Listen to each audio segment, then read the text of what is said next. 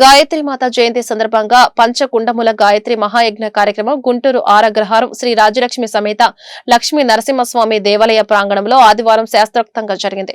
ఈ సందర్భంగా జరిగిన పూజా కార్యక్రమంలో భక్తులు పెద్ద సంఖ్యలో పాల్గొన్నారు. ఈ మేరకు కోట వెంకటేశ్వర్లు మీడియాతో మాట్లాడుతూ గాయత్రి మహాయజ్ఞ కార్యక్రమం ద్వారా అందరికీ శుభాలు జరుగుతాయని వివరించారు. ఈ కార్యక్రమంలో కంకిపాటి శివశేఖర్ రావు, కపిలవాయి రామ్మోహన్ రావు, మాడా శ్రీనివాసమూర్తి పాల్గొన్నారు.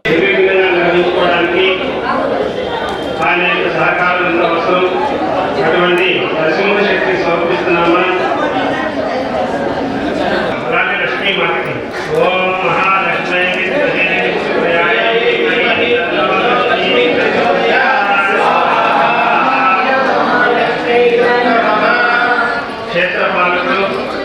గుంటూరు గాయత్రిపురాల సభ్యులము.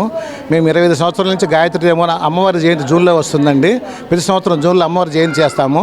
15 సంవత్సరాలు ఆలపేట వెంకటసాగుల్లో చేసి నిత్యం అక్కడ ప్రతి సంవత్సరం పంచకుండి యజ్ఞము 2000 మంది భోజన ఏర్పాట్లు చేస్తాము.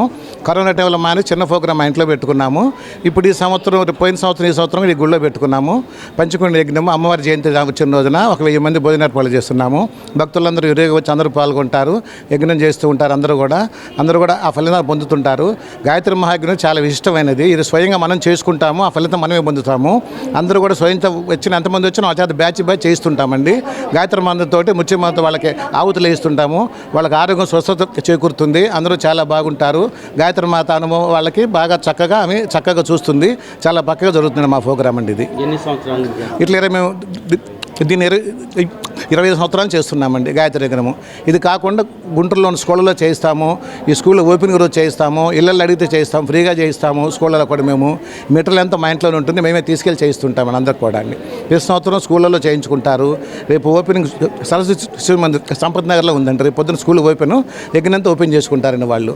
అలా ప్రతి ఏడు చేస్తుంటాం అక్కడ కూడా అంతా అండి.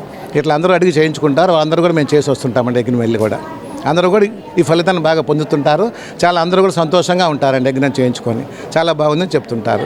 ఇలా ప్రతి ఏడు చేస్తుంటామండి ఎవరైనా కూడా మేము. ఇలానే ఈ జయంతి కంటిన్యూ చేస్తుంటామండి. ప్రతి సంవత్సరం జూన్లో వస్తుంటుంది అమ్మవారి జయంతి.